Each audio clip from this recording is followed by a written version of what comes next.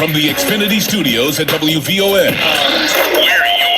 original social media. You're listening to Inspirational Perspective with Linal Harris on 1690, The Talk of Chicago.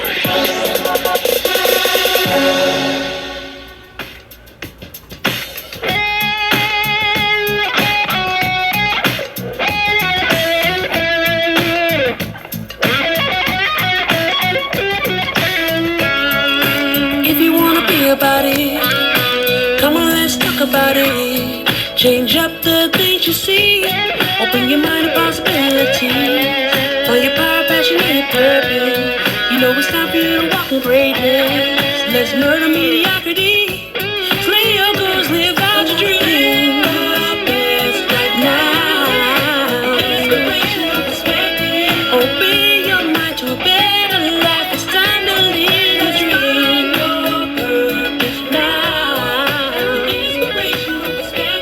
Let's slay your goals, let your greatness flow with inspirational perspective.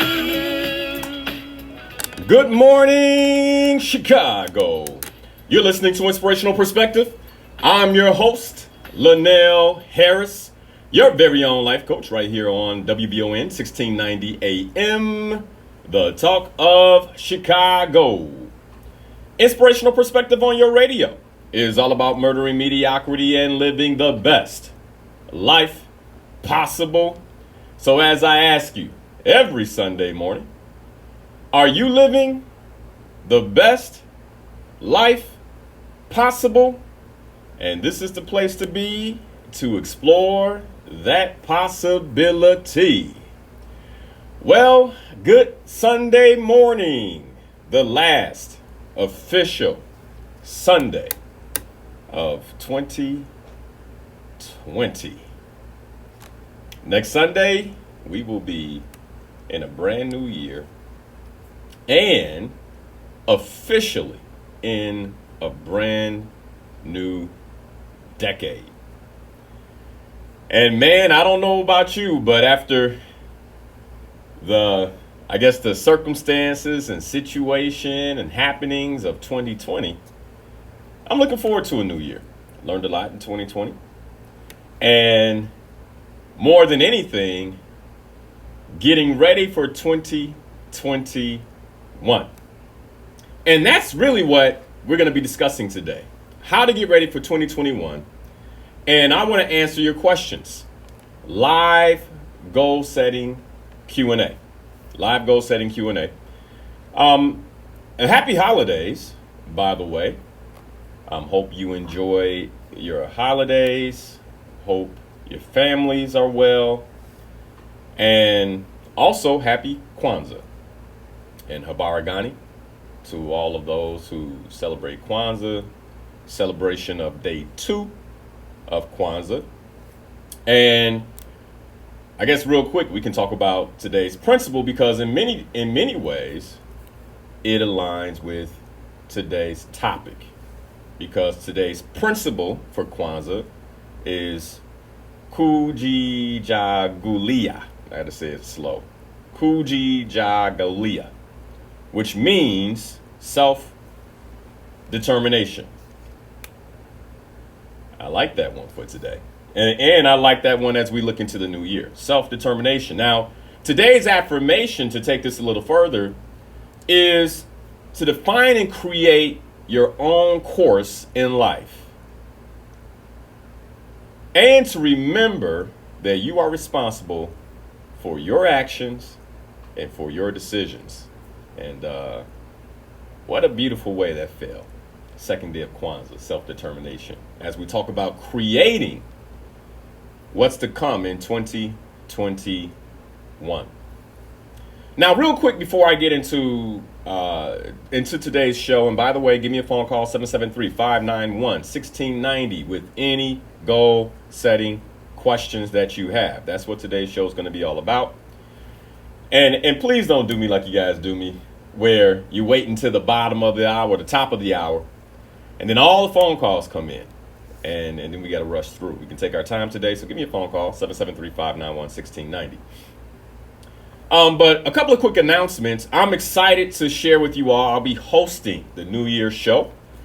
And we got a phenomenal show lined up for you. I'll be speaking with personalities like the morning show host, Ernest B. Fenton, attorney Ernest B. Fenton. He'll be on with me January 1st for the New Year's celebration show. I'll also be having a conversation with Perry Small about what she took from 2020, having reported the news on the midday show throughout 2020. Also, Kimberly Agoin, Matt McGill they'll be sharing their 2021 predictions with a couple of special personalities, one in particular, Dr. Dennis Kimbrough, that I'm incredibly excited about because he is the author of the book Think and Grow Rich, A Black Choice. And so spending time with Dr. Dennis Kimbrough on January 1st. So you guys be sure to set your calendars, tune in early New Year's Day. I'll be hosting that New Year's celebration show for you guys. And then the following day, I shared this last week, but the following day, January 2nd, I'll be hosting a free goal setting masterclass. Free goal setting masterclass. And so if you've ever had problems setting goals, you've ever fallen down setting goals, you feel disenfranchised when it comes to setting goals. Maybe you felt stuck in 2020. Maybe because of the circumstance and situation of 2020, you saw yourself kind of leave your goals on the sidelines so that you could just survive. Whatever it may be, we have an answer for you. We have support for you. Be sure to sign up. You can go to my website, linalharris.com, to do that. It is absolutely 100% free. And sponsored by Insights for Life Coaching, Signature Media Group speakers, and your very own WVON. So excited about that. That's coming. And seating is limited. So, don't procrastinate. Don't wait.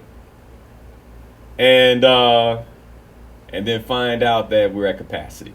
And this will be virtual. Via Zoom.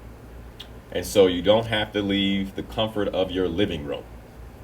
All you have to do is sign in, and let's set our goals for 2021 come January 2nd. That's this upcoming Saturday. So I'm incredibly excited about that as well. All right, well, let's get into today's show. And again, give me a phone call, 773-591-1690 with any goal-setting questions. But I'm going to start here. I don't have a whole lot of material because, honestly, you guys are going to make the show today. All right, because this is the last show of 2020. And when it comes to the goal setting process, when it comes to why goals matter, you already know. If you don't know, you can listen to last week's show. Last week, I talked about it in detail, why goals matter. And I talked about the real reason that we don't set and accomplish our goals. And now I want to help you set those goals. It always happens whenever I get into the goal setting conversation. There are people who say, well, I don't set goals. And it's interesting. As a matter of fact, someone was listening last week and they said, well, I don't set goals, I create tasks. And I thought, well, that means ultimately that you don't have a grand vision that has a goal where you've created a plan, because that's what goal setting is all about, right? A task is nothing more than an action plan that achieves maybe one of the pieces that create what's next in the grand vision. And so I think sometimes maybe this whole goal conversation, or when we talk about goals, we're so disenfranchised with the conversation. We're kind of like checked out, because in many ways, most of us are not successful goal setters. And I'll tell you, I believe the number one reason why it comes down to anything that we're not successful with: we don't know how. Period. Let's think about somebody that can't cook, right? It's not that learning to cook or being able to cook is something that they can't achieve.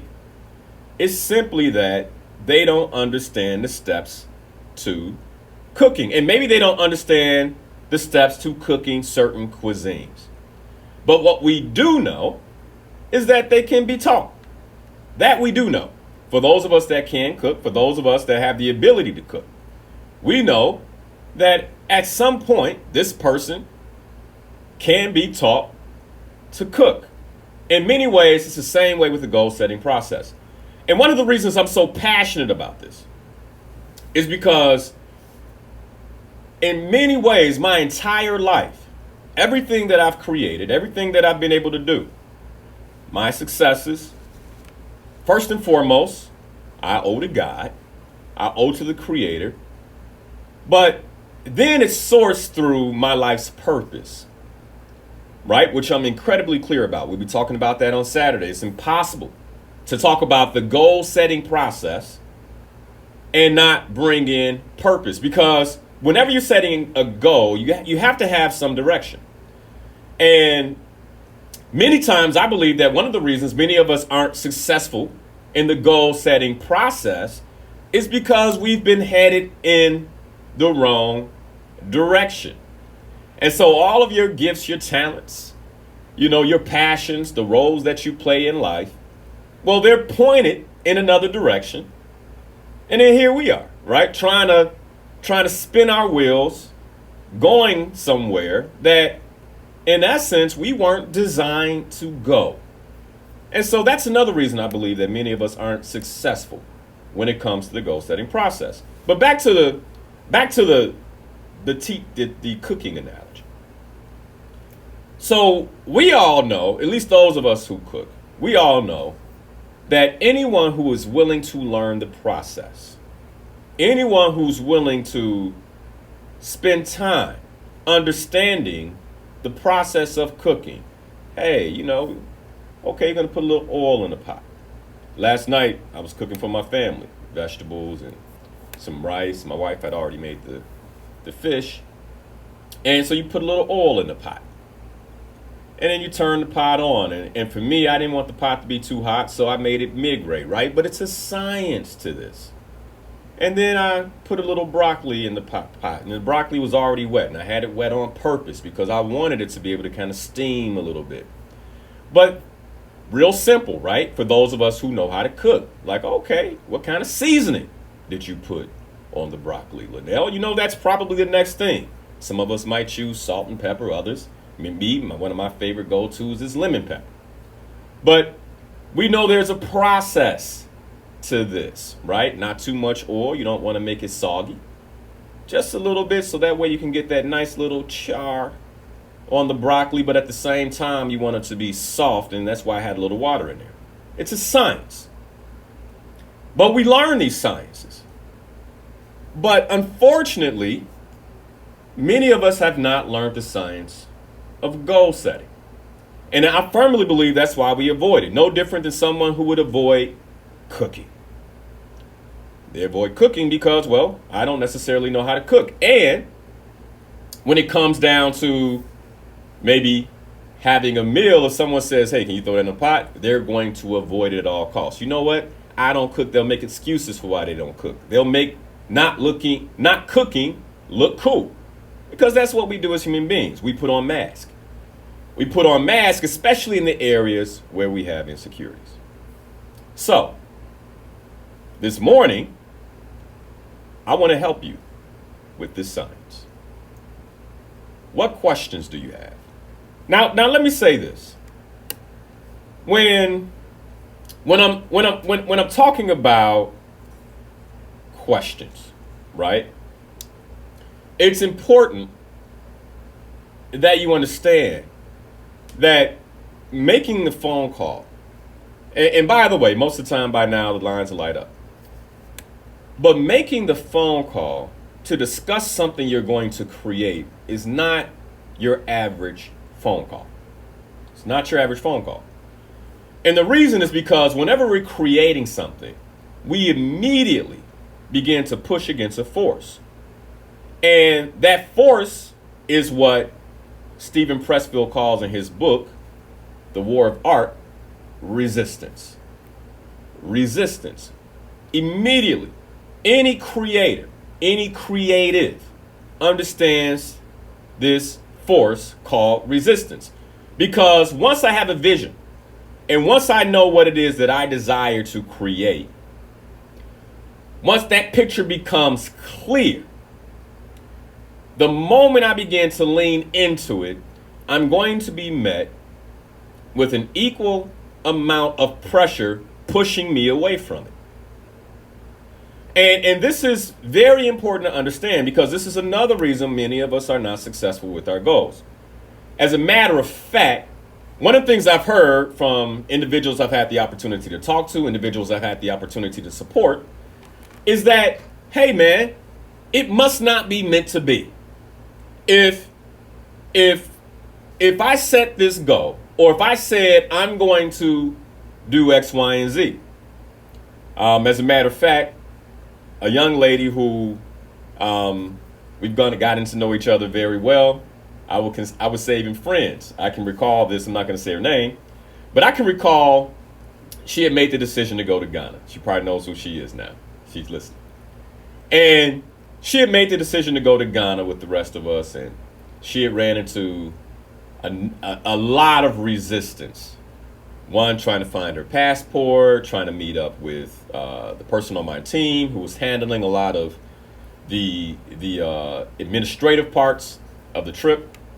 And we had a call. We had a phone call. And I remember when we started the phone call, she said, Linal, I really wanted to do this, but with everything that's against me and everything that's happening, I'm beginning to believe that it's probably not meant for me to go if I'm having this many problems. And that's a common fallacy, right? Nothing, like no shade on her, because we've all learned that somewhere and we've all said it. But consider this, that wherever you meet the most resistance in your life, wherever you feel like you're being pushed away with violent force, that is the direction you should be leaning in. That is the direction you should go. As a matter of fact, one of the things I tell my clients all the time is that in the goal setting process, in the creation process, we have got to change our relationship to resistance. You've got to change your relationship to the things that are pushing you away, because that's how you know you're going in the right direction. So, what does that look like? This is what it looks like. I set a goal, and let's just keep it simple here. Let's say it's a weight loss goal. I set a weight loss goal. And as soon as I set the intention, as soon as I tell myself, hey, beginning of this year, I'm going to take my life to the next level. I'm going to take my health to the next level. I'm going to drop 20 pounds. And how I'm going to drop 20 pounds is I'm going to eat more vegetables, eat more fruit. I'm going to stay away from fast food. And so you create your health and well-being goal. Now, what's going to happen is you're going to be tested right out the gate. And you'll get invited to a New Year's potluck. They'll call it virtual, though. But we're going to send you all the food. You're like, oh, it's free? You're going to send me the food? Like, all these wonderful things will begin to happen that are all basically rotating and surrounded by food. And by the way, not the food you committed to eating, all the food you love that you committed not to eating. That's what's going to show up. But not just that, but if you said, I'm going to get up and walk tomorrow, and I'm going to start by walking half a mile, and by the end of the month, I want to be up to 2 miles. Well, that's the night it's going to sleep and leave ice all over the street. Okay, this is how it goes. And so what happens is you wake up the next morning, you have all these plans and people coming at you with all the things you said you wouldn't do. You look outside, there's ice all over the place, but you made a commitment. And now we begin having a conversation with ourselves. And if you really want to understand resistance, if you really truly want to understand resistance, this is what resistance is. The conversation itself is the resistance. The negative self-talk and the mental reasoning for why you don't have to keep your commitment is the resistance.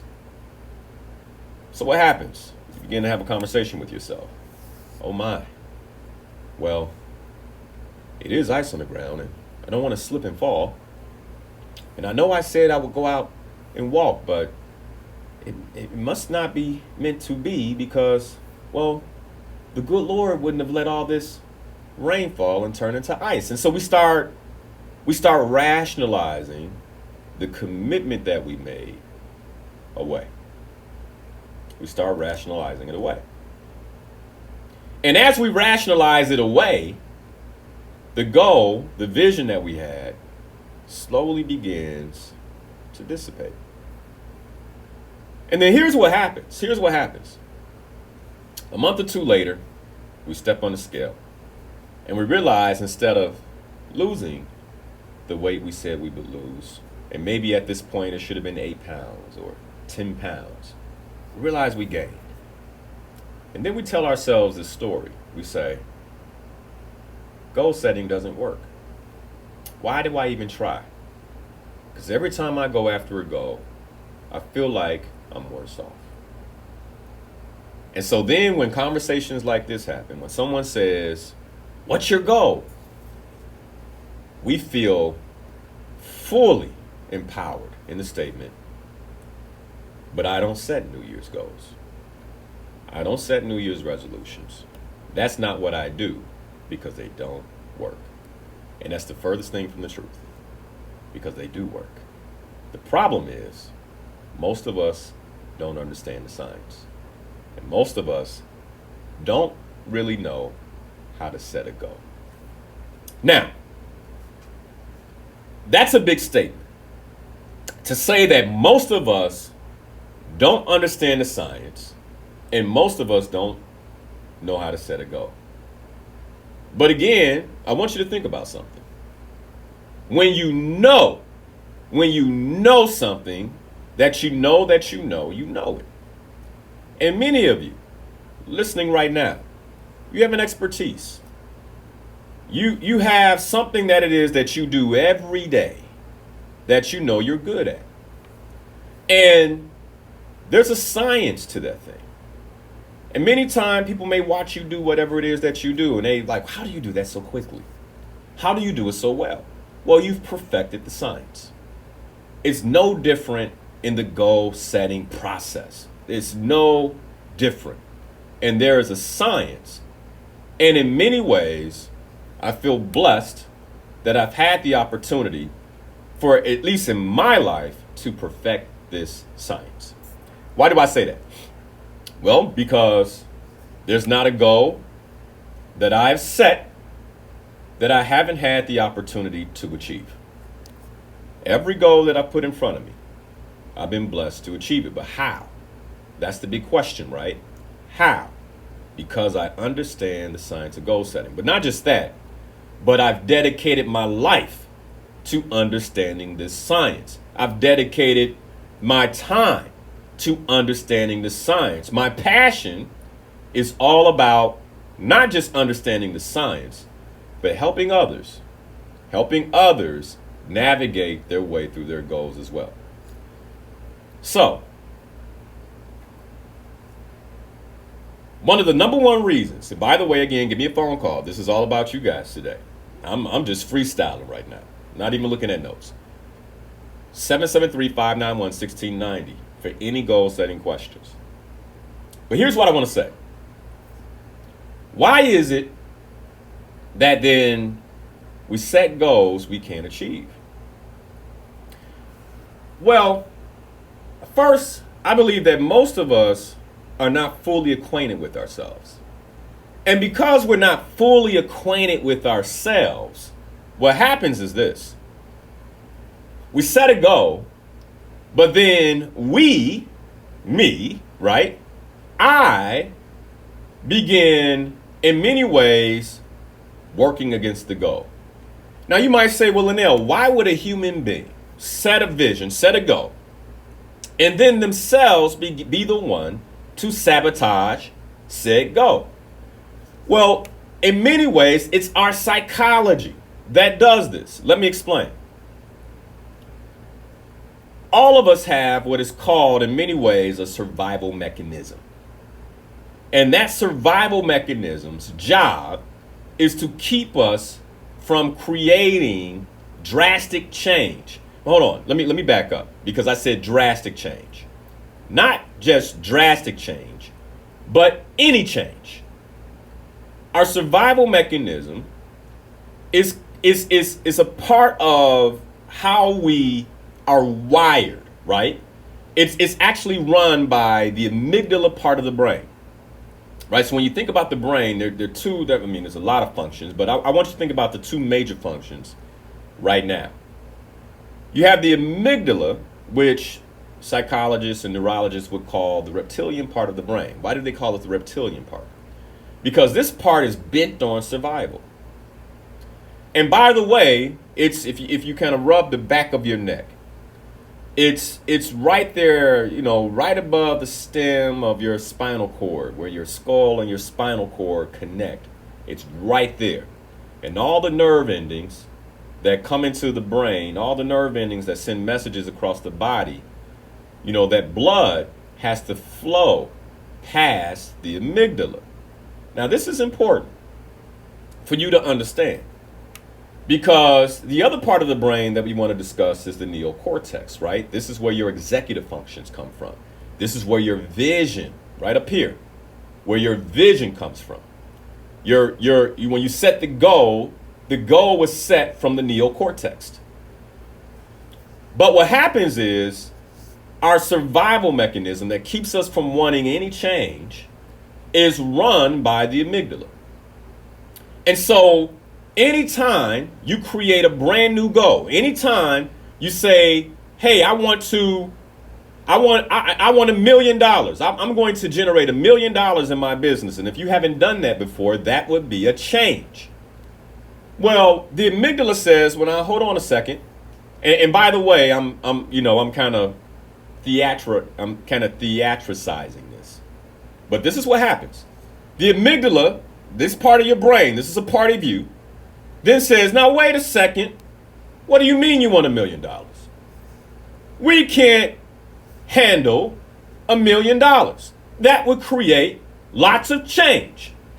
We don't want to change. We know how to navigate life the way it is. What are you doing? You make $80,000 a year. You struggle paying the bills. You overspend and you have credit card debt. That is the only way we know how to live. We are not going to be financially free. We are not going to be able to pay our bills, because that would change everything. We don't know how to live like that. We know how to struggle. We know how to stress while writing checks. We know how to stress when opening the mail. That is what we do. That is what we are committed to. We are not going to change. This is the amygdala. Now, the problem is that, again, in order for the blood flow that goes to the brain, for it to get to the neocortex in a moment of stress, right? What's a moment of stress? Well, making a financial decision. Making a decision that you're not used to making. For instance, if you're going to become a millionaire, it might be an investment decision. Okay, well, if I'm going to make this investment decision, that means I'm going to have to put some money over here. All of a sudden, the heart rate increases. All of a sudden, the blood in the body begins to flow at a faster rate. The blood pressure goes up. The amygdala swells with blood, and it cuts off your ability to see your vision. And it says, oh, that will put us in trouble. That will put us in trouble right there. Don't do that. And what do we do if we don't understand the science of our own bodies, if we don't understand the science of goal setting, if we don't understand how resistance works, and if we don't understand that at the very core of our being, the very core of our being is this thing called fear.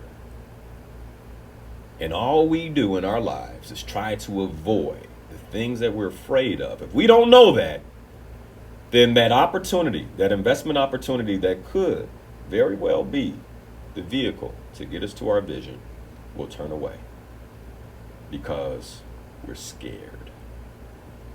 But it's not just that we're scared. It's because the amygdala said, don't do it. Because if you do it, it changes everything.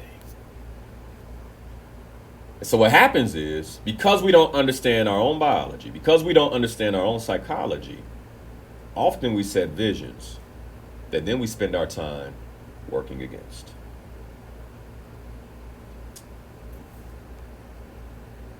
And that's why many people, and by the way, this is just a primary level. Primary. This is why many people never make it past the first step of the goal setting process. Because I'm scared. And I don't like change. And until you admit it to yourself, until you admit that to yourself, until you're willing to actually change the relationship you have to the natural resistance that comes, you'll never achieve that goal. And so, that is why I'm here. I'm here to challenge you to push yourself in a different way in 2021. Because I think one of the things we learned is that, hey, doing it the way we did it in 2020, for many of us, just doesn't work.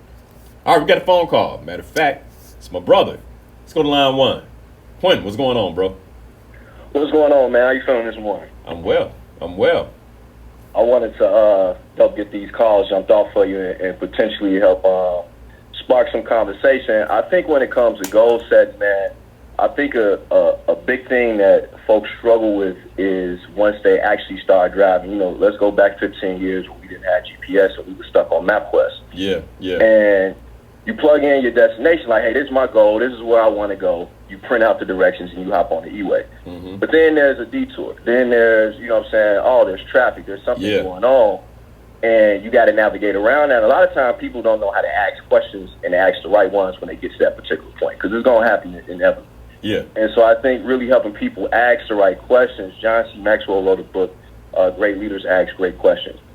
And so I think, like, when you get to that point, what questions should you be asking yourself? And what answers should you be looking for? And I know that's what's helped me when I've gotten to points when I've set goals and I'm like, I don't know what to do next. It's like Lewis and Clark. Anybody who pioneered anything came to roadblocks. They had to figure they're the ones who made the path for the other people. No so doubt. if we go into this goal setting with this idea, I'm gonna follow a predetermined path, you'll never make it. And so those are my thoughts. So maybe that'll help get people going and I know. I love that. And I think it's a good thought. As a matter of fact, share with us your process, man. I mean, for you, when you get to that point, that detour, like, how do you know what direction to go in? I'll ask you that. Like, how do you know what direction to go in? What's your process in the goal setting? I think a lot of it is really just reflection, man, and understanding. Like you said, there's a fear sometimes. Like, okay, so what am I afraid of? I think about last week there was something I wanted to get done, and I wanted to get it done on Sunday. And I'm like, it's just, like you said, a lot of resistance. Mm-hmm. And so I realized what it was. And so I actually hopped on Clubhouse, man, and I was listening to an entrepreneur on there, and they hit the exact thing. And I'm like, you know what? I need to stop doing what I'm doing right now. Stop listening to Clubhouse and go do what I said I was going to do. Because they identified the very thing that was holding me back. And I'm like, you know what, if I put it off beyond this, I'm not going to do it. So there's somebody who's probably hearing you, and potentially if they put it off today, they may not get it done. There you go. I think, man, I love that. So what I hear is once you get your answer, you execute immediately. Immediately. You have to. That's good stuff. All right, man. Thanks for the phone call, Q. Appreciate it, brother. Yep, no problem. All right, 773-591-1690. Give us a phone call. Get your goal-setting questions answered. Man, look, if you're listening right now, you're listening because there's an interest in goals, period. And you're listening because there's somewhere you want to go in 2021. There are no bad questions. There are no stupid questions in this process. I mean, we hear that all the time, but there aren't. Whatever it is, give me a phone call, 591-1690. I promise I won't bite. But anyway, so we're talking about this whole process of change and fear and the survival mechanism. So let's talk a little bit more about the survival mechanism before we get to the top of the hour. Okay? And I love what my brother was saying there in terms of execution. And I'm going to pivot real quick. I'm going to come back to the survival mechanism. As a matter of fact, maybe I'll come back to it at the top of the hour. Here's what I will say. in terms of execution, one of the biggest mistakes that we make in the goal setting process is the mistake of procrastination. But we have to understand what procrastination really truly is. And I think this is one of the reasons we procrastinate. We don't know what procrastination is. Procrastination is evidence of fear. Procrastination is typically fear-based. That's why we pause. So where's the fear coming from? Let's go back to what I was talking about. The amygdala, the reptilian part of the brain that's saying, hey, if you execute on this, it will change everything. It will change everything. So you have that, right? You also have, with this entire process, how you defend yourself, the mask that we wear. All of us wear masks. Let's keep it real. We wear masks. You do not go out into society without your mask on. Who you are at home, how you show up at home, that's not who you are when you step out. That's not who you are when you make a phone call. I mean, think about it. You're sitting in your house, you got your gown on, your house coat on. Maybe you still ain't taking your shower. You just brushed your teeth. You got maybe a cup of water. Somebody gives you a phone call. And you may be about 30 minutes out the bed. How do you answer the phone? Good morning. Hey, I didn't catch you too early, did I? Oh, no, absolutely not. Yes, they did. That's your mask. That's what we do. That's how we socialize. Here's the problem. Nothing wrong with that, right? Nothing wrong with that. That's how we socialize. Here's the problem. When you don't realize it. When you don't realize that you're putting on the mask. And when you're putting on the mask for yourself, so you don't have to really look at what is. You don't have to really be with yourself. You don't have to be with the things that you've dropped. You don't have to be with the things that you let go. You don't have to be with the goals you just kind of let flutter off. All right, Freddie, we got Freddie on line one. Freddie, good morning. How we doing, Brother Linal? I'm well, man. How are you? I'm doing amazing. Good topic again. Goal setting. When we start school, our parents put in school, the goal is to finish school. Mm-hmm. And when we get in school, we get into a lot of activities. And then when we get one activity we get in, is to graduate out of high school. That's one of the goals. But when we get in school, then we start getting involved in other things. They say we get into sports. The idea of the goal setting is to practice to be a starter. You know, if you're really involved in it. It's not bad you really want something. How you see yourself, how you believe yourself. And they say if a person have a vision, you perish. The herd mentality, if you ain't got nothing to do or nothing to believe in, mm-hmm. you just going with a vision, nowhere to go. You know what I'm saying? So goal setting is very important. It's uplifting. It makes you happy when you achieve something. Amen. You know, sure. Yeah. And sure, you're gonna have some things gonna hit you in the face, but then again, don't let it stop you. Get back up and keep moving. You know, and I guarantee you, once you achieve something, you're gonna feel a lot better about yourself. Man. Confidence about yourself. That's right. You say, hey, it wasn't that bad after all. That's then you right. say, well, what's the next goal I can achieve? You know, your relationships, your health. You know what I'm saying? I like working out. Because it's hard to get in there, but once you get in there, you feel good about it. Ain't that something, Freddie? How that works? Like the resistance going to the gym and then the feeling leaving the gym are two different. It's completely different. Absolutely. But but what we're feeling are the endorphins and the dopamines from having achieved the goal. I mean, and that's at the end of the day, that's what should keep us going. But yeah, I appreciate it, man. Great phone call, brother. Thank you. All right. All right.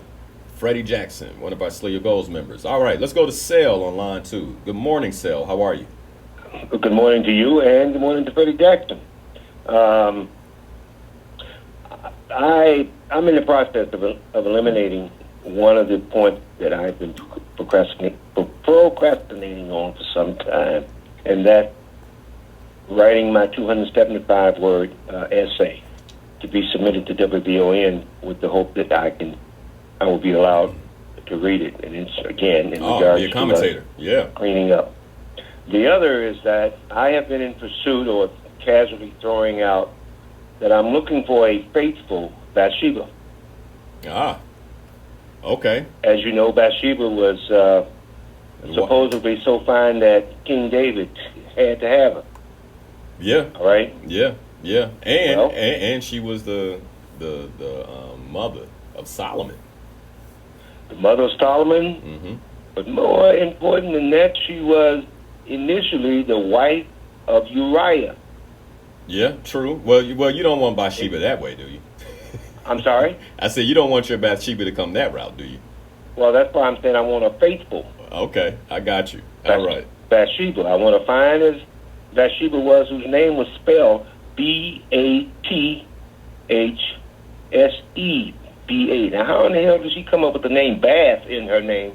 I don't know, because that's what she used to get David's attention. Well, she didn't use it. He just happened to be on the roof watching. I'm sorry? I said he just happened to be on the roof watching. She knew David was going to be on his veranda. You can't say that, man. The Bible doesn't say that. Well, we can't add that. I assume. Okay. Okay. The bottom line is that I'm read the whole thing in 2 Samuel. Read the whole thing, and you probably won't assume that. I have. Okay. Because remember, David went up. He went up to the roof, which sounds like he doesn't normally go, but he went up there for a reason. And so just check it out. But anyway, keep going. Yeah, I'm looking for me an ebony-inspired woman. And so that's the goal? Is that the goal, Sal? I'm sorry? Is that the goal? Absolutely. One of them.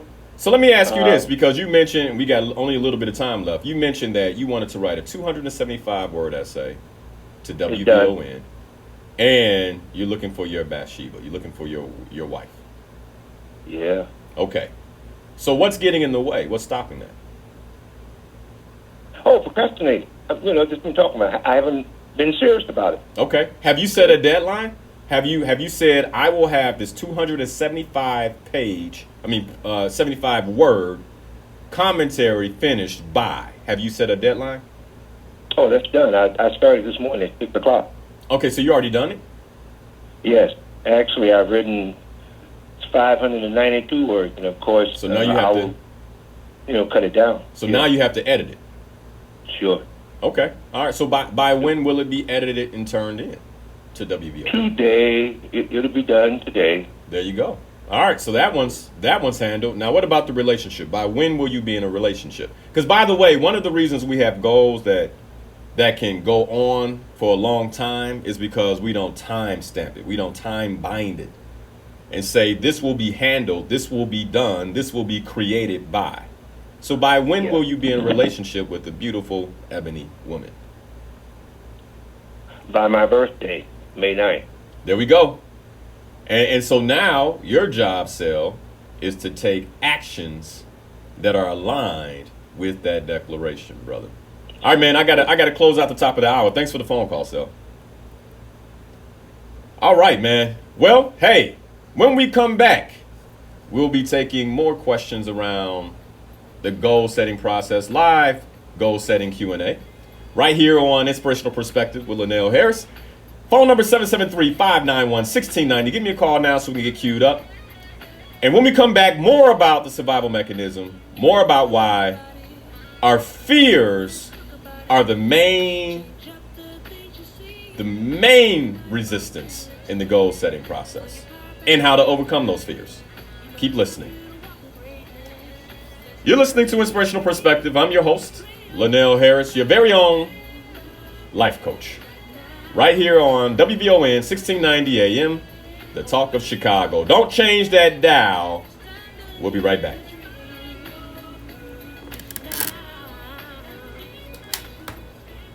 I'm Sally, a volunteer at United Way. All right. All right, so what questions you guys have? What questions do you guys have this morning, man? And let's get these phone calls going, man. I know y'all got questions. For the most part, I don't bite, but you can't. Let me tell you, you can't get on and start adding stuff to any text. It could be the Bible, it could be the Quran, it could be a book. If I read it, I'm gonna stop you. You can't do that.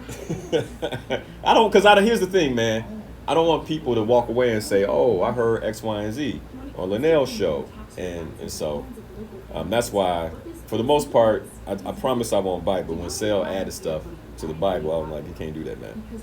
All right, here we go. So let's see what questions we have. And please, if you have a question here in the comments, all I'm going to ask you to do is copy the question, drop it again so I can see it, because I think we already have about 50 comments. And so it'd be difficult for me to go through and see them all. So just drop them right here. Share the stream. If you've heard something that made a difference for you, you believe it's going to make a difference for someone else in their goal setting process, then please share the stream and tell them, hey, we're getting ready for 2021. Why don't you? Okay? Tell them that. We'll be back here in a moment.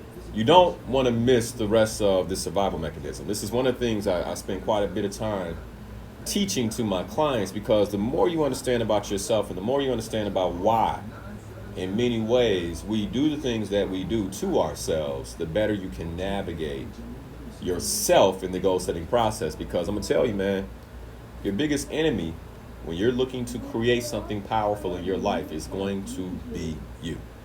It's going to be you. All right, we have any questions here? Judah said, in the goal setting process, please let them know tasks need to be listed as well. Yeah, so again, when you think about the goal setting process, it's a science. And I think what Judah's pointing to is that often what happens is we create the overarching goal, all right, which is typically a measure. I'm going to talk about this on Saturday, so be sure you guys sign up for the masterclass. As a matter of fact, I'll put that here right now. So we're going to talk about this on Saturday, okay? And matter of fact, here, I'm going to add this first.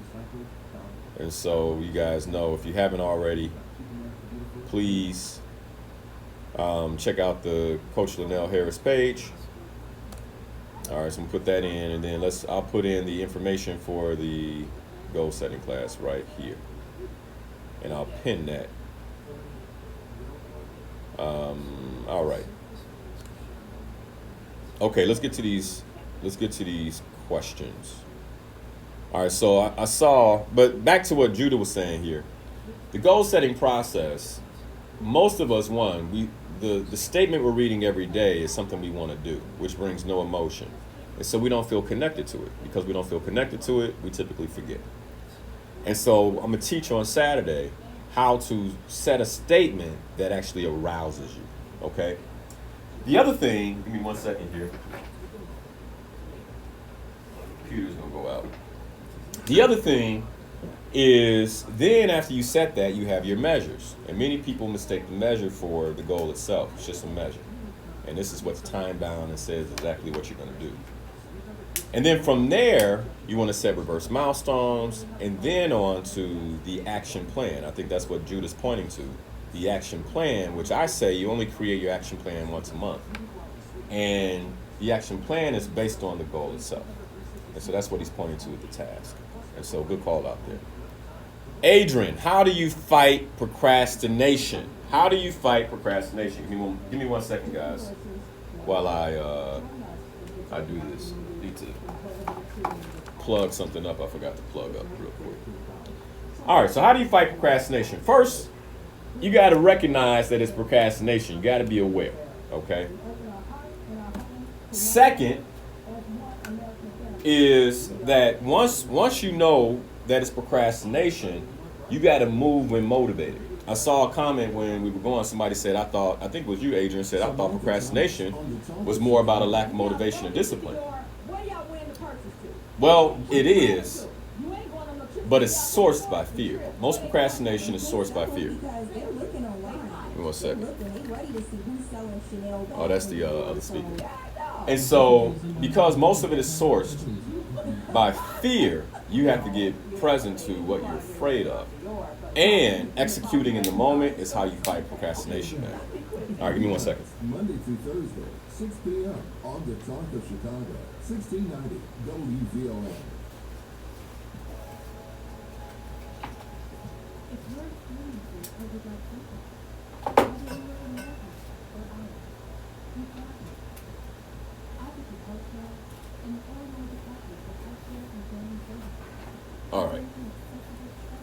The other part with procrastination is this.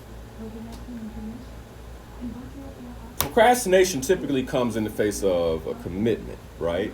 And so in order to fight procrastination, you have to be honest with yourself about your commitments. What do I mean by that? If I make a commitment and I don't keep that commitment, I have to be honest with myself about that and declare it as a personal breakdown.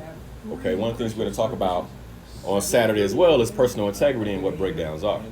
But what happens is with the goal setting process, we expect to be perfect. Which is, I mean, think about it, right? We're flawed, we're imperfect human beings, that when we set goals, we have this expectation of perfection from ourselves. Not going to happen. You are going to have breakdowns. You're going to procrastinate sometimes. And so what matters is that you actually admit that to yourself and that you're in conversation with yourself about it. Oh man, I made a commitment that I was going to write this essay. I'm using sales example today. I didn't do it. So then how do I feel about that? And you actually go through a reflective process where how do I feel about that? But then not just that, but then what are the facts around this situation, and then you come back to the original commitment. And what did I commit to? Well, I said I was going to do it Sunday, and now I have the week in front of me. And so I will do it by Saturday, right? And so you reset the commitment, and then you ask yourself, okay, then what are the top actions I need to take? And then you write down those actions, you time bind them, and then you execute. And you go through that as many times as you have to. You're listening to Inspirational Perspective with Linal Harris on 1690, The Talk of Chicago. The views expressed on our programs are not necessarily those of WVON, Midway Broadcasting Corporation, or our participating sponsors.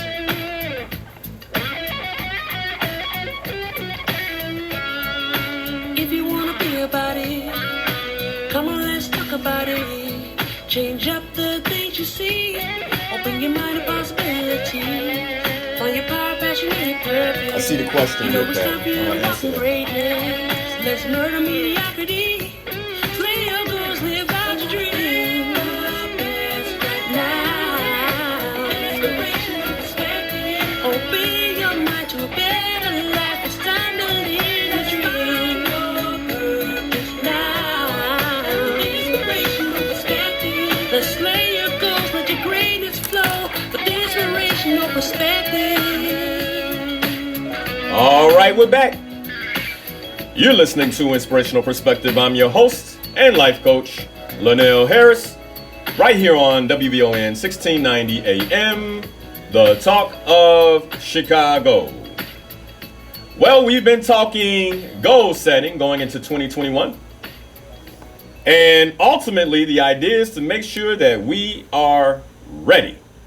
Because, man, the wonderful thing about a new year is that new years provide brand new beginnings. And as human beings, man, these things matter, right? New year, new beginnings. The opportunity to start with a clean slate. And part of the process of starting with a clean slate is actually being complete with what's happened.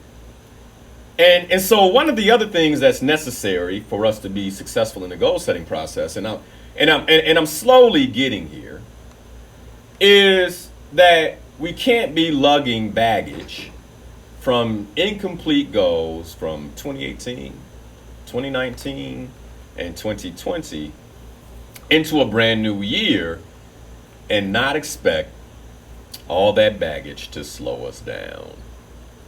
And so getting complete, like fully complete with what happened in 2020 is also an important part of the process. As a matter of fact, the Slayer Goals members and the coaching community that I work with on a regular basis will be getting together after today's show to actually go through a 2020 completion process, because that's how important that process is. As human beings, we have all types of rituals and things that we do. And I think often we don't necessarily understand why we do the things that we do. But there's a reason we celebrate the end of the year. There's a reason we mark these occasions and we bring significance to them. And one of the reasons, I firmly believe, is so that we can take stock of what we created, what we did, and what we accomplished, but also forgive ourselves for the things that we didn't do. So we're not carrying that energy, because forgiveness has with it a restorative, it provides restoration, and forgiveness ultimately is a restorative process. And so it restores us as we go into a new year. So I'm not carrying the weight of, well, I didn't do what I said in 2020. But actually forgive myself for that so I can move powerfully forward in 2021. And so be sure to do that. As a matter of fact, one of the things I will do is for anyone who joins and registers for the upcoming masterclass. And so there's the upcoming goal setting masterclass, January 2nd at 10 a.m. It will be virtual. I'll be hosting.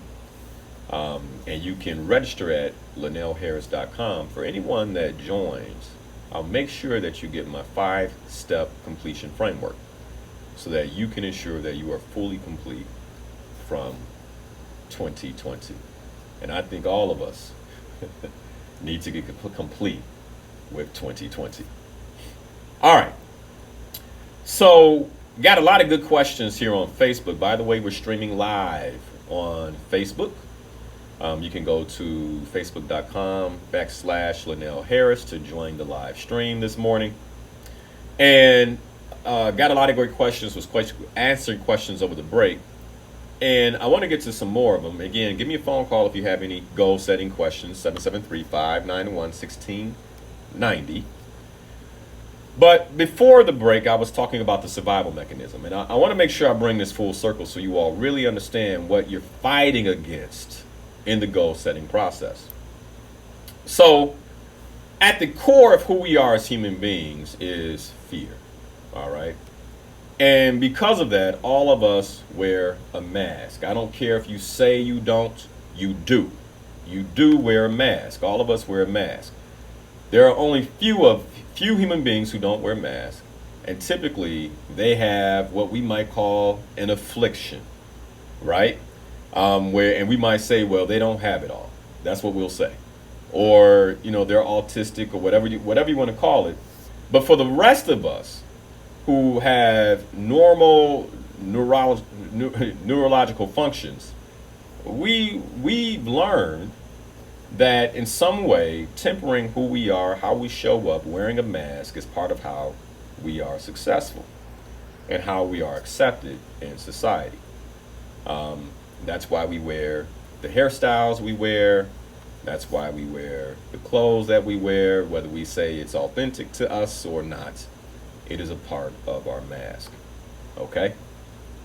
And the problem comes when you don't understand why you're wearing the mask, or you can't get underneath what's driving it. And what's driving it ultimately is fear. Fear for everyone. Men, hear me out, brothers. Hear me out. There are some things that you are afraid of. You might not want to admit it, but you are afraid of. If you weren't, then you would be going boldly every day in the direction of your dreams. And many of us do not. Many of us do not. All right, so why not? And what's this mask about? Well, the mask in many ways is our self-defense. This is how we defend ourselves. This is how we take care of ourselves. This is how we keep people from hurting us with words. This is how, in many ways, we put a perimeter around who it is that we are and protect ourselves from anything that can hurt us spiritually, mentally, and emotionally. This is what we call self-defense. And so how can I say this with so much assurity? Well, I can say this because if I gave you a scenario right now, you likely would know how you would be in that scenario. Okay? I'll just go real quick, right? The doorbell rings right now. You already know how you would be. If you're not dressed, you're going to jump up and put on your house coat. If you are dressed, you're going to go through a process, right? Who is that? You might, if you have Ring, you might look at your phone. You have a process. That is your self-defense process, folks. And we all have it. Okay? And so the better you understand your process, the better you can understand why you don't do the things that you say you're going to do. But it's not just that. The other thing about us as human beings is that we all have sub-goals. So I create these goals, right? I create these goals. So for me, one of my goals is I just finished up writing my health and well-being goal last week. And so my goal is to really take my physical and spiritual life to the next level in 2021. And it's a combination of both for me. All right, so that's the vision that I've cast. And I'm being somewhat vague, but, I have it here on the computer. I can pull it up and read it if necessary. And so that's the vision, right? But then there's a sub-goal. You might say, well, Linal, what do you mean by a sub-goal? We're all created with sub-goals. Sub-goals like, I need to survive. All right, that's a sub-goal. That's a goal that is basically percolating on the surface all the time. Okay, my own survival, your survival. We have these goals, okay? Another sub-goal might be feeling good. I want to, as I live my life, I want to feel good. I want to have good times. And so that becomes a sub-goal, feeling good. And so we have these sub-goals. The problem is, many of us don't know that we have these goals. And so then we don't realize when these sub-goals begin to interfere with the larger goals. What do I mean by that? Well, if I have a sub-goal to feel good, but I have a larger goal to get stronger, well, guess what? Those two goals are going to collide. Why? Because anybody who's been in the weight room knows that it doesn't feel good to pick up heavy weights. There's nothing that feels good about that. The good feeling comes afterwards. But the pain of the process of creating the tension and the stress on the muscles is not something that we look forward to. What you look forward to is the endorphin rush afterwards. So you might say, no, Linal, I love it. No, you love the endorphin rush afterwards. And you've learned to put your mind and your intention on the endorphin rush and ignore, in many ways, the pain of lifting the weight, right? And so, but for those of us who haven't learned that, the pain of lifting the weight is going to be real. And it's going to collide with my sub-goal of feeling good all the time. And so what happens is, because I don't know that the feel-good goal is there and that it's working all the time, I don't know how to shut it off. Hey, shut down. This is not about feeling good right now. This is about the larger goal. The larger goal is to be healthy. The larger goal is to achieve what it is that I said I was going to achieve in 2021. And so what happens is many of us, we are goal setters. We're just not completing the larger goal. We're completing the sub-goal. You feel good all the time. You say, but I really don't, Linal. And that's because what you don't know is that that goal includes feeling good and feeling bad. Because in order to feel good, you gotta have some bad. Man, let me tell you, the Eastern wisdom says there's a yin and a yang. And they understand that these things work together. I want to be clear about this.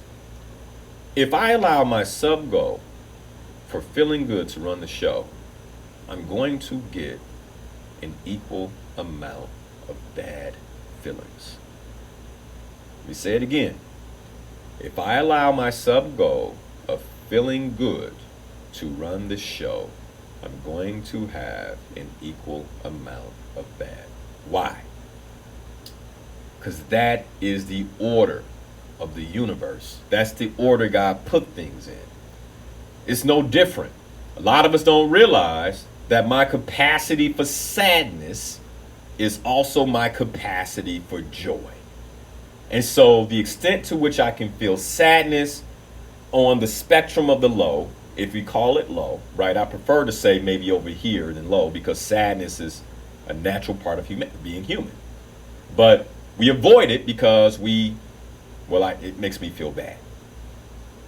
Well, if I don't allow myself to feel the sadness, then I'm actually, in many ways, capping my ability to feel joy. It's no different. So where am I going with this? If I allow the sub-goal of feeling good to run my life, I'm going to feel bad quite a bit as well. What am I going to feel bad about? I'm not doing the things I said I was going to do. But it sure does feel good to sit down and watch the DVR for the next hour, 2 hours, 3 hours. Well, that felt good. But then when you finally turn it off, you feel bad. Or maybe the next morning when you wake up after 5 hours of sleep, I feel horrible. Why did I watch so much television last night? You feel bad. That going for that good feeling, you're gonna get the bad. This is why it's so important that we don't run on autopilot. Because our default setting, that's how it's set, man. Right? So then, based on my life's purpose, what are my goals? And what should I be going for? Because I'm not going for feeling good and bad. I'm going for delivery on my health and well-being goal. I'm going for delivery on my relationship goal. I'm going for delivery on my work goal. I'm going for delivery on my financial goal. And so that becomes the focus. And guess what? In the moments where I'm working hard, I'm in my office, there's no entertainment, I'm perplexed by a challenge, I might feel bad. But guess what? If I can endure that and I accomplish the goal, I get the good.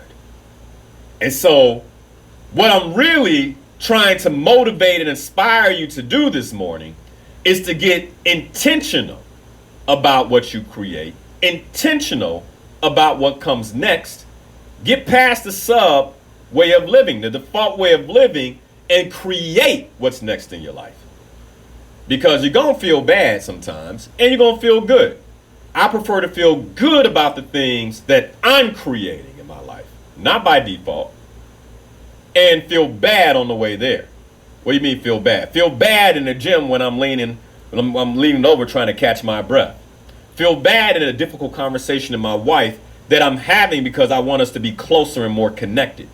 Feel bad about, man, I can't spend this money, and so I just need to go ahead and put it to the side and save it or make this other investment, but I really do want some Jordans. I really do want this Louis Vuitton hat. I really do. I feel bad about it, but I gotta go ahead and keep my goals so that way on the other side I can feel good. It takes discipline. It takes discipline. But more than anything, it takes vision. It takes vision. You got to be locked in, man. And that's something else we'll talk about Saturday, how to properly set a vision. Because when you don't have something that you can lock your eye on, this process becomes a lot harder. Okay, so I'm gonna finish off this whole conversation about the survival mechanism with this.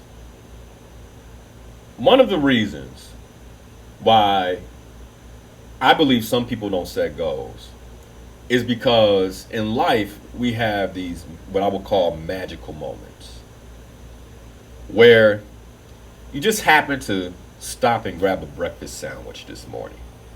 And when you walked in, you had the most wonderful interaction with the person who gave you the sandwich, and you got in your car, and for some reason the sun was just falling on the lake the right way, and you took a deep breath and you felt really good in that moment. And then you unwrap the sandwich and the eggs is kind of falling out with the cheese, if that's what you eat. You see little onion there and you take a bite. And as you take a bite, you close your mouth and the flavors, it's so savory. And it's wonderful. And maybe you're eating a sandwich with somebody you like and you both look at each other and you think, wow, that's really nice. And then you just have this moment. Maybe it's your significant other, and you grab their hand, and just in that moment when you grab their hand, it seems warmer and more inviting than it's ever felt before. And you lock eyes, and it's just a beautiful moment. And then it goes away.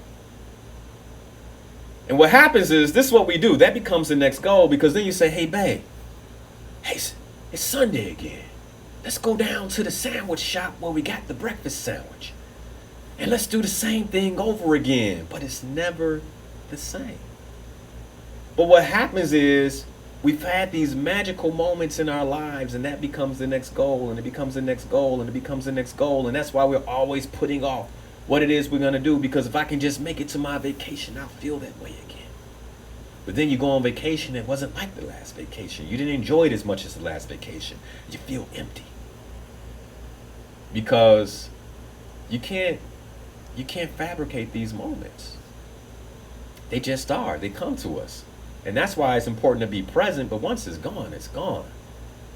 And if anything, you want to be on the path towards a meaningful goal. And all of that I just talked about, your fear, the mask that you wear, the need to feel good, even though you're going to get an equitable amount of feeling bad, and those magical moments, they're all wrapped in what we call the comfort zone. And most of us, we won't set and accomplish our goals this morning, because even though we don't believe we are, we're comfortable. Say, well, Linal, I'm not comfortable. I don't like having financial issues. You're comfortable. Linal, I'm not comfortable. I don't like fighting with my wife, fighting with my husband every day. We need to do better. I'm not comfortable. You're comfortable. Linal, I'm not comfortable. I need to get these pounds off me. I need to feel healthier. I need to get better. You're comfortable. You've been there. You'll be there. It's your comfort zone. How do I know? I was working with a woman, business owner, CEO, and she had a goal. She wanted to drop the last 10 pounds is what she called it, right? And I think, many of us, we know what that's like, that last 10 pounds. And so she created a project around it, and the idea was that she became toned and that she was able to really embrace her femininity and sexiness in a way that, she could be proud of. And so she set this goal, and we're working together. And she's supposed to change her diet and do these things, and week after week we would check in, and she'd be like, I'm not doing it. And so finally I said, well, what's going on here? Like, what's really going on? Well, I don't know. Maybe it's just not that big of a deal to me. I said, well, this is what you said you wanted to do, and there's a reason you're not doing it. And so after a little work, we began to distinguish that the reason she wasn't doing it is because it would feel uncomfortable to be that tone around her girlfriends. And she wasn't sure that they would accept her if she had actually reached the physical peak that she was looking to reach. Because everybody else, had a little extra weight on them in her group. And if she did that, would she be ostracized? Would they think that she thought she was, better than everybody else? And so really what was floating at the surface was the sub goal of feeling good when I interact with my friends, that we both can pull on our arms and say, yeah, girl, look at this. Or we both could sit down and grab our stomachs and say, yeah, girl, look at this. And that way of being and how they socialize, her major fear was, if I do this thing that I created for myself, I'll separate myself. And that's the reason she wasn't accomplishing the goal. And once we distinguished that, distinguished it, I said, well, ask your girlfriends. Ask them, if you lose this weight, will they ostracize you? Will they push you to the side? And so she did. And she found out from them that no, they would actually be happy for her. And they would love if she did that. And it would inspire them. And as soon as she was able to distinguish that, boom, the weight came off. Now, why do I share that? I share that because for many of us, in the goal setting process, what we're contending with is not necessarily the difficulty of the goal itself. We're contending with the story we tell ourselves about the achievement of the goal. And this story, by the way, is not an overt story. It's not a story that's playing loudly. It's a story that we're telling ourselves in our subconscious. If you lose that weight, none of your friends will like you. If you lose that weight, you won't be able to relate to anyone else. If you lose that weight, people are going to think you're stuck up, high and mighty. And so that story is running, and it's in the background. We haven't distinguished it. And so we set these goals, and then we can't understand why we can't hit the goal. And one of the reasons we can't hit the goal is because we truly don't know ourselves. And this is why in the goal setting process, part to know thyself is so important. This is why I keep a coach. Because whenever I'm not accomplishing a goal, whenever I'm falling by the wayside, when I'm having that conversation, that's what they can point to. Hey man, did you notice this? Oh, no, I didn't. I didn't notice that. And honestly, I'm gonna tell you, that's the beauty of Slay Your Goals. I tell the Slay Your Goals members all the time that the most important, the most valuable part of the Slay Your Goals community is the coaching, because that's where you get to put your stories on loudspeaker. And these are the stories that in many ways are usurping our ability to accomplish our goals. And these are the same stories, that same subtle story is what we tell ourselves when we say, I'm not setting a goal in 2021. Why would I do that? Because that story is, yeah, man, because whenever you set goals, you're not successful, and we don't want to feel bad about failing. And since we don't want to feel bad about failing, we're going to ignore the opportunity to set goals. That's running in the background. And that's why most people don't do it. And I can say most, because 92% of people on the planet come January 1st are going to enter the new year with no goals, and then halfway through the year wonder why nothing's changed. Why? And then they'll say, why is my life the way that it is? I don't like this. Because you lack intention. But unfortunately, the reason you lack intention is because you're enrolled in a subconscious story that you haven't even distinguished. Because there's a part of you that wants to do better. There's a part of you that wants to grow. There's a part of you that wants to accomplish your dreams. The question is, will you pay attention to that part of you? All right, 773-591-1690. Hey, man, I can teach on goals all day. All day long. I just need some questions. All right, I got a question here on Facebook from Pat. Pat asks, how do you actually conquer fear? All right, so here's how you conquer fear. You run headfirst into it. There's no other way. I'm gonna tell you, man, we've got to get to a point with fear that I've gotten to the point where I look at fear as an invitation. If I'm afraid, then that's the direction I should go. And I've given you all examples over the years of, being afraid of different things. There was a time 8 years ago when I remember, man, I'm coming up on, it'll be 8 years in February being on the air. And I remember that first show. I remember the week leading up to that show, the fear.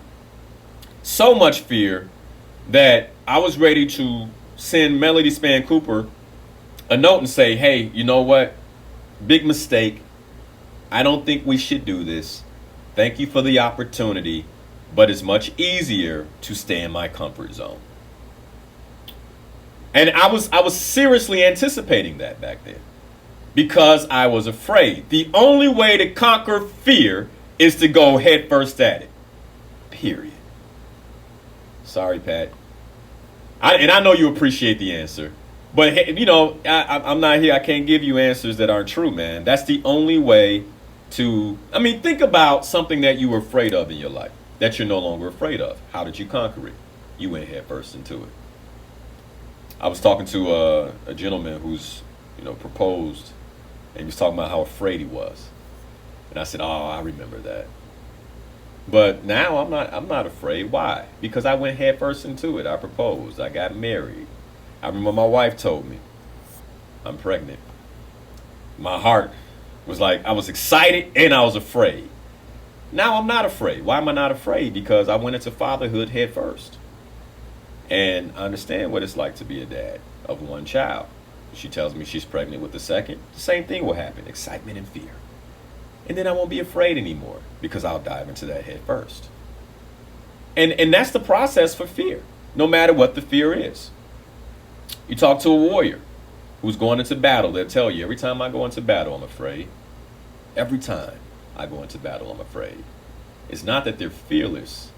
It's that they're willing to go head first into the fear. Okay.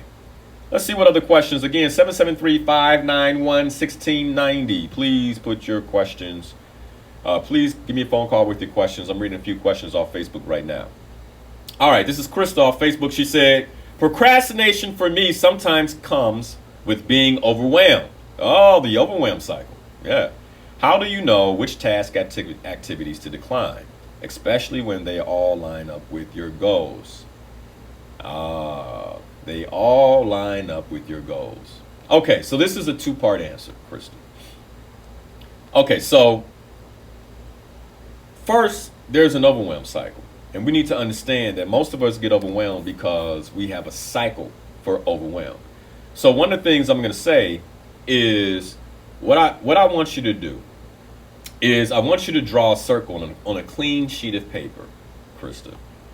And I want you to distinguish, if you can, by putting lines in the circle going clockwise, okay, your overwhelm cycle. And here's what I mean. What's happening at the beginning of your overwhelm cycle? By the way, for most of us, we said yes to something we shouldn't have said yes to. For most of us. That's the beginning of the overwhelm cycle. Okay? Doing something that's not aligned with our commitments. And so I can do that. Oh, I can do that too. Oh, don't worry about it. I'll drop that off. And then we like, wait, what did I just say? Oh, and I said I was going to do a few other things today, and I become overwhelmed, right? So that's the first part. What I want you to do is I want you to follow, like just kind of notice your overwhelm in a week and document, journal it. Folks, I mean, we got to pay more attention to ourselves, because the more attention you pay to yourself, the better you'll know yourself, and the better you'll be able to distinguish these type of things. This is why I get overwhelmed. Okay, I got to stop doing that. Now, remember, it's a habit, and your survival mechanism that we talked about, right, is part of the reason you're perpetuating the habit. And so you have to also notice the default setting that has you do what you do to get overwhelmed. All right, so that's about overwhelm. Now let's talk about how to know which activities to decline, especially when they all line up with your goals. So my first assertion is that they don't all line up with your goals. One of the stories, again, remember, we live within the stories that we tell ourselves. One of the stories we likely tell ourselves is that they do, which is why we accept them in the first place. But if it lines up with your goal, it should be on paper. Now, if it's not on paper, then it should be added to the paper. And this is what it should look like. So when you set a goal, that goal is broken down into smaller milestones. I'm going to teach you all how to do this Saturday. Okay, and again, if you want to register for the free goal setting masterclass, you can go to linalharris.com and register for free. All right, but we're going to set reverse milestones. And then we only focus on the milestone in front of us. Okay, think about when we're on the expressway. And you may not notice it, but you have these green mile markers. And those mile markers will tell you how far away you are from your destination on that particular highway. The only thing we're worried about is the next mile marker. Doesn't make sense to be worried about the mile marker 5 or 6 mile markers ahead. We're not there yet. I'm only worried about this particular mile marker. This is where I am. And so it's important that I navigate and drive and pay attention until I get to that next mile marker. And then I'll do the same thing all over again. Okay, so you have a milestone.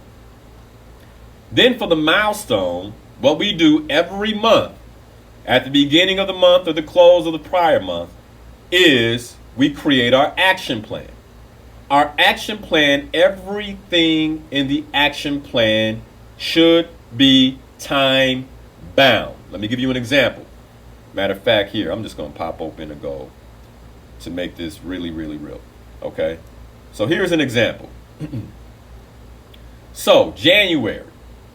If I'm saying in January that I'm going to go to level 3 in my calisthenic exercises. All right? And I'm just looking at my own personal goal here. Okay? Level 3. I need to hit level 3. In order for me to hit level 3, that means that I must finish level 2 by January 15th. Time bound. Okay? Something else is I want to increase my spiritual connection. So I have an ongoing goal around meditating. I want to meditate at minimum 5 times a week. All right? And so then I have time set where I'm either meditating in the morning, have it here, right? Before 6:30 a.m., or I'm meditating in the evening before I join my family. Time set. I'm going to reach 5 times by January 10th. Okay, right now I'm at 4. Okay, so I'm very clear. It's time bound. All right? Now, when you set your milestones, you want to make sure that each one is time bound, because what happens is January will come and go really fast, you guys.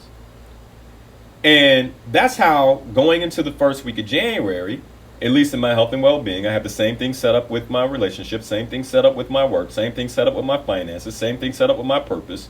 So then those become, in many ways, my top priorities for the week, because I can look at the dates and say, okay, well, the first week in January ends on the 9th. And so if the first week in January ends on the 9th, anything that needs to be done by the 9th needs to be done this week. And for most of us, it won't even be 7 things. If it is 7 things, that's just one thing to do a day, which is incredibly manageable. And so one of the things we do that overwhelms us with our goals is we write them all down. None of them are time bound. And when you're looking at it, it becomes overwhelming. I got 15 things to do this month. When am I going to do it? And you don't know which one you're going to start with. Time bind them. This first, this second, this third, this fourth, by these dates. So in that way, how do you eat an elephant? One bite at a time. Let me tell you something, man. You do this process, and you do it week after week after week, over 52 weeks. What you can accomplish in a year will blow your mind. It'll blow your mind. But it does take awareness. It does take process. It does take discipline. Okay. Let's see what other questions we have here. And again, we got Walter on line 1. Let's go to Walter real quick while I'm queuing up the next question. Linal. Yes, sir. God bless you. Hey, man, listen. Every now and then I have to call you to tell you how devastating you are. And today you showed me something even different. A gentleman called, and he attempted to take you into strange waters biblically, and he was incorrect. You never fluttered. You went right to where you should have been, made the correction, and moved on. I did not know you had that type of strength also. I thank you for what you do, and God bless you and your family. Thank you, Walter. I appreciate you, man. All right. Here's the thing. I to be completely transparent, interesting that things happen, but I just finished reading 2 Samuel. That's how I knew. I'm like, no, that didn't happen. He had called me a few months ago. I wasn't reading 2 Samuel. I might have had to say, I got to go check that out. So anyway, funny how things happen. Thanks for that, Walter. Okay. So let's go to this next question. Commitment. How do I feel about not having completed? Okay, so that's more of a personal question. Someone just asking some personal insight. Bridget asks, how do you set goals if you have more than one? Oh, good question. So how do you set goals if you have more than one? So one of the things that I do is I follow a framework called the 4 pillars of life. Okay. And so I basically arrange my goals in 4 different categories. I have my health and well-being goals. Everything that's health and well-being goes into that category. And I set one goal for my health and well-being. Then I have my relationship goals, or my relationship goal, I should say. And I set a relationship goal for my wife and I. And by the way, I have a sub goal for my son and a sub goal for my family within my overall relationship goal. All right. And so when I say sub goals, what I mean is I have measures and I create an overarching emotive goal statement for my relationship. What do I want to create? I want to create, well, let's just look at what we did in 2020. And what I just did is I grabbed one of the things I'm going to teach is how to create a one-page plan, okay? Because I said this in my book, Slay Your Goals, 5 Tips for Achieving Any Life Goal. One of the reasons many people don't achieve their goals is because they simply forget them. And so how do I make sure I don't fall into that trap? Well, right now what I did is I pulled out of my bag a laminated copy of my 2020 goals. All right, but the emotive goal statement that I have for my marriage, and this is to give you an example, okay, Bridget? To nourish my marriage with my essence of love in a way that soaks Pam and I in passion, intimacy, connection, and fun. Okay, so that's it. And that's the emotive goal statement that I've created. I have affirmations aligned with that on this one page that I read every day. All right, why is that important? It's important because if I have multiple goals, then it's easy for me to forget one. And so I'm reminding myself every day by reading these goals every day. By the way, to read my goals every day takes less than 2 minutes. However, every day there's a significant amount of resistance to reading the goals. Why? Because anytime you are creating, I said this in the first hour, anytime that you are creating, you are going to run up against resistance, an equal force to push you away from what you're creating. That's how we know we are creating in the right direction. Okay, so I have a relationship goal, I have a work and money goal, and one of the things I do is I separate my work and money. So I have like my revenue goal, and then I have very clear what I want to create in my work in terms of impact. Okay, and I measure my impact based on my revenue. And then last but not least, my purpose and spirituality goal, which in some ways I blend and this is just personal, I blend my spiritual into my health and well-being. And then of course, spiritual sits with my purpose and spirituality as well. All right, so then I have the 4 pillars of life. I'll create, and by the way, if you're a novice goal setter, you should not have more than 4 goals. If you have more than 4 goals, this is setup. Okay? 4 goals, 4 pillars of life, and you create goals in those areas. And that is how I set up more than one goal. All right, and so hopefully that's helpful. We'll dive more into that on Saturday as well. And again, you can register for free for the Goal Setting Masterclass at linalharris.com. Great question. Any other questions, you can give me a phone call, you guys, 773-591-1690. We got 10 minutes left. All right, what other questions do we have here? If I can see any here in the stream. This, how do you break out of the comfort zone? From Tracy. It's a great question. Here's how you break out the comfort zone. This is not going to be popular, but this is how. I want you to think about this, right? I'm going to answer this in stages. So, when you think about your comfort zone, when you're right smack dab in the middle of your comfort zone, life is quote unquote good. Okay? And what I mean by good is you're satisfied for the most part. You know, most of us are the most comfortable on a Saturday afternoon sitting on the couch watching television. All right? Comfortable. The heat is on in the house. You know, everything's fine, right? You just feel comfortable. Not cold, your feet not cold, you probably got on your soft socks. You're comfortable. All right. That's smack dab, like you're smack dab in the middle. Now, whenever you begin to move towards the edge of your comfort zone, there you begin to have physiological responses. And this is how you break out of your comfort zone. You have to be comfortable being uncomfortable.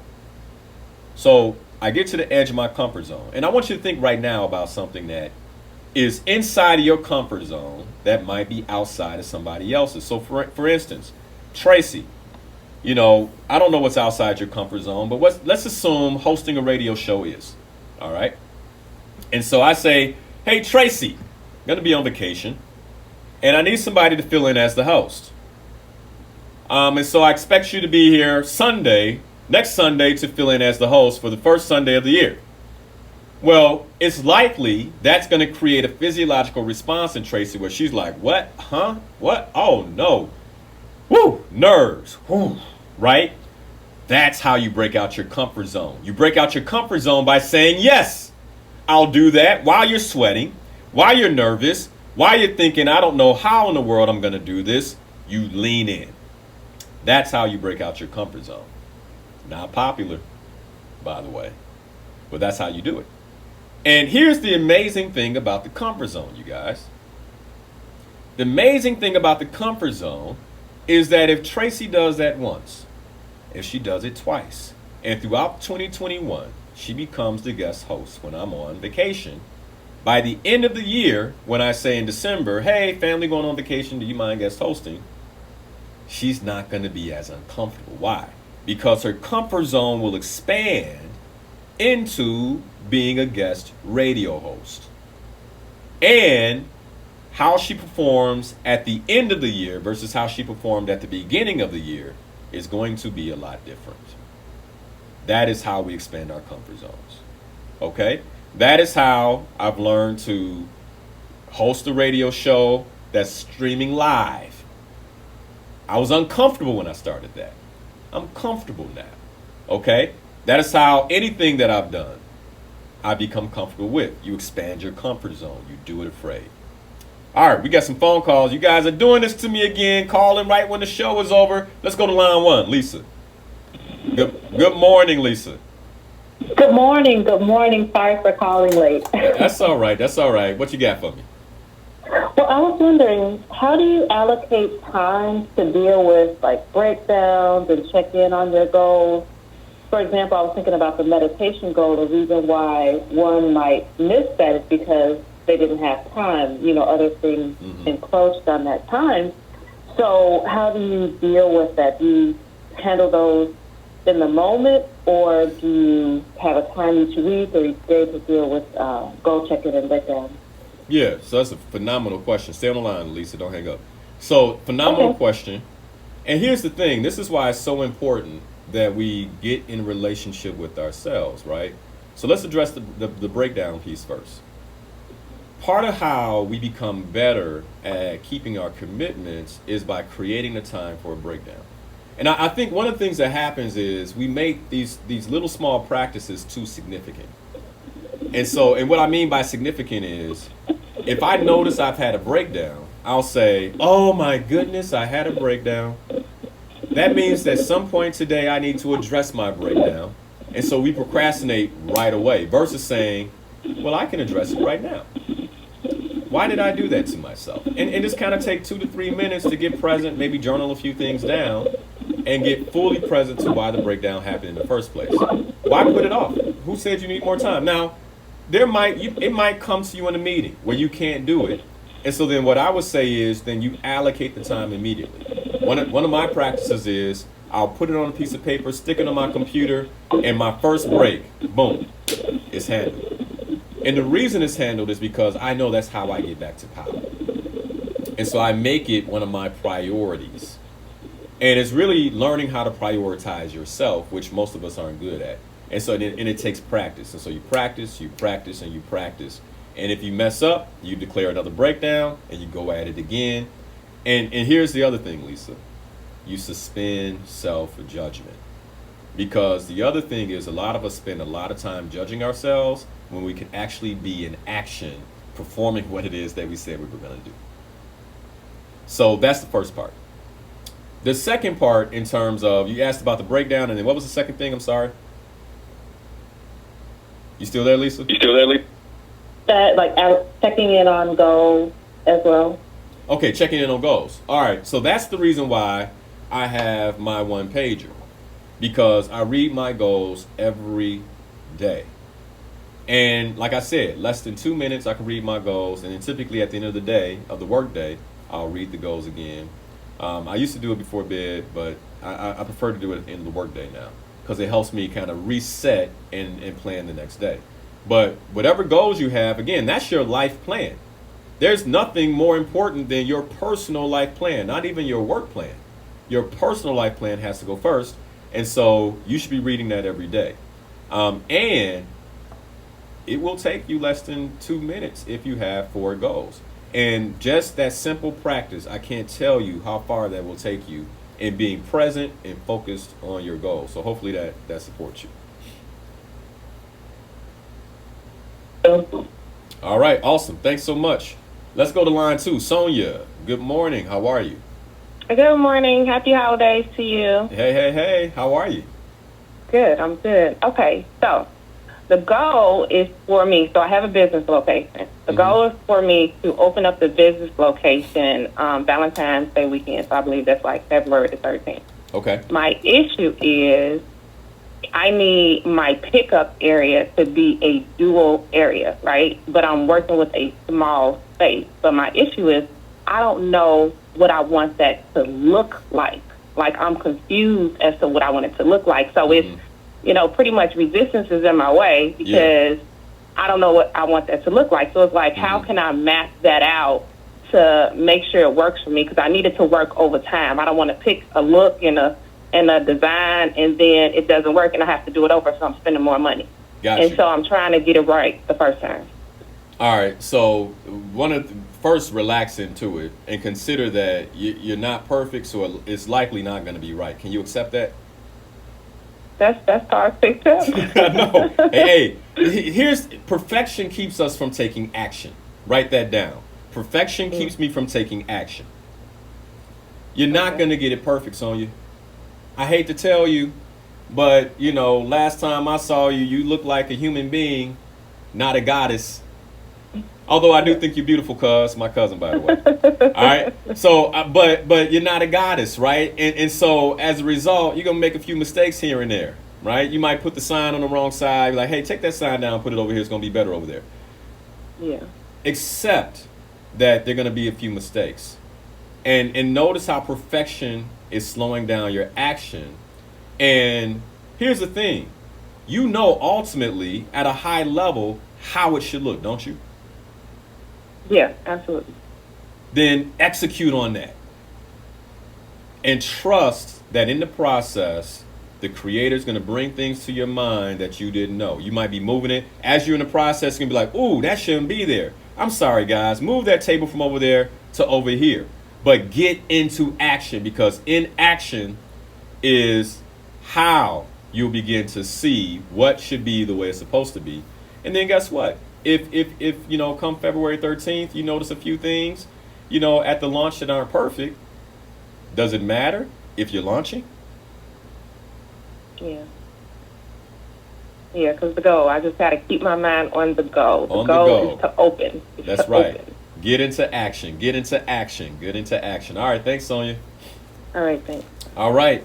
I can't take the last call, man, because we're out of time. I only got 60 seconds left, and I got to close the show. Gino, hey, this is what I need you to do. I need you to register for the January 2nd Goal Setting Masterclass. Write your question down and bring it to the masterclass this upcoming Saturday. I'll be spending time with you guys. I can't wait. We're going to be creating our 2021 goals, not in 2020, but in 2021 as we start the year fresh and powerfully. Once again, I'm so honored to have spent 2020 with you all. So honored to have your support throughout 2020. And also honored that I was able to serve my purpose one more year with all of you all. Thank you.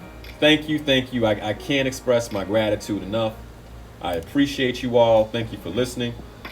And more than anything, Happy New Year. Happy New Year, you guys. It's coming Friday. And I look to be with each of you all and support you all this upcoming Saturday. Again, don't forget to join, to listen in on January 1st, the Happy New Year celebration with your very own Linal Harris right here on WVON. God bless you guys. Happy New Year. And make this last week your best. Until Saturday, God bless you guys, and have a phenomenal rest of the day. You're listening to Inspirational Perspective. My name is Linal Harris, right here on WVON 1690 AM, the Talk of Chicago. The Talk of Chicago and the voice of the nation. 1690 WVON, Berwyn, Chicago. Take a look under your bed. All right, you guys. That's the show. Man, I hope you enjoyed that little goal-setting freestyle there. But, you know, I love goal setting, and I don't have to have notes on that one. It's all up here. Years and years and years of supporting people setting goals. I hope to see all you guys Saturday. And tell your loved ones and friends while we still have tickets available. All right? Absolutely free. And my goal is that, man, so many of us are powerfully creating in 2021 that we completely change the trajectory of our community, completely change the trajectory of our personal lives, and ultimately that of the planet. God bless you guys, and I look forward to seeing you on Saturday. Slay Your Goals, members. You're up next. Let's get complete.